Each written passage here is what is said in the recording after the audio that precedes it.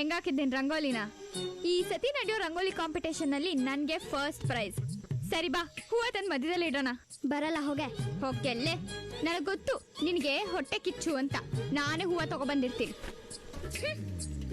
ಅಯ್ಯೋ, ಚೆನ್ನಾಗಿ ಹಾಕಿದಳು ರಂಗೋಲಿನ. ಯಾರಾದ್ರೂ ಒಂದು ಹಾಳು ಮಾಡ್ಬಾರ್ದಾ?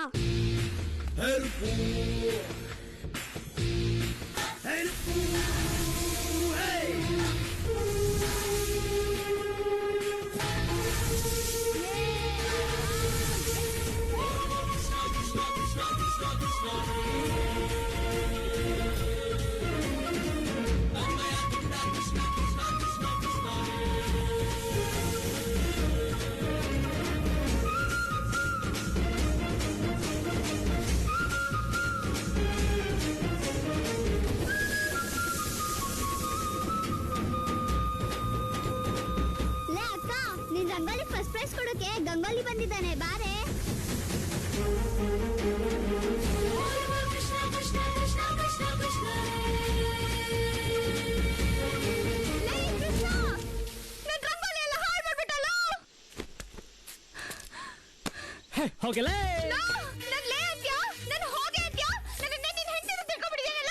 ನನ್ನ ಹೆಂಡತಿ ಏನಾದ್ರು ಹೀಗ್ ಬಾಯಿ ಬಡ್ಕಿ ಆಗಿದ್ರೆ ಕಬ್ಬಣ ಕಾಯಿಸಿ ಬಾಯಿ ತುಂಬಾ ಬರೇ ಎಳೆದು ಬಿಡ್ತಾ ಇದ್ದೆ, ಗೊತ್ತಾ?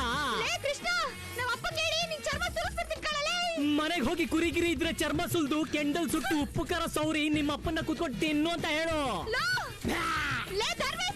ನಿಮ್ಮ ಅಪ್ಪ, ನಿಮ್ ತಾತ ಹೋಗಲೇ.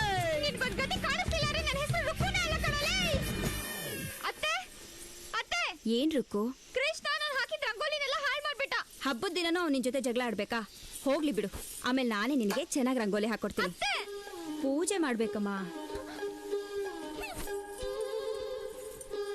ಯಾಕಮ್ಮ ಮಗಳೇ, ಹಬ್ಬದ ದಿನ ಮುಖ ಗಂಟಾಕೊಂಡಿದ್ಯಲ್ಲ? ಆ ಕೃಷ್ಣ ನನ್ನ ರಂಗೋಲಿನೆಲ್ಲ ಕೆಡಿಸ್ಬಿಟ್ಟ. ಹೋಗ್ಲಿ ಬಿಡೆ, ಏನೋ ನೀನ್ ಚೇಡ್ಸಕ್ ಹಾಗೆ ಮಾಡಿದಾನೆ ಅಷ್ಟೇ. ಹೌದಾ, ಮಾಡ್ತೀನಿ. ನನ್ ನೇಲ್ ಪಾಲಿಶ್ ನನಗೆ ಕೊಡಿ. ಇನ್ನೆರಡೇ ಬೆರಳಿರೋದು ಕೊಡಮ್ಮ. ಮಿಕ್ಕಿದ ಬೆಳ್ಳಕ್ ಸುಣ್ಣ ಬಳಕೋ. ಏ ರುಕ್ಕು, ಯಾಕೆ ಅಷ್ಟ್ ಹಠ ಮಾಡ್ತಿದ್ಯಾ? ಪಾಪ ಅಜ್ಜಿ ಎಷ್ಟ್ ಕೇಳ್ಕೊತಾ ಇದಾರೆ, ಕೊಡ್ಬಾರ್ದಾ? ನಾನ್ ಕೊಡಲ್ಲ.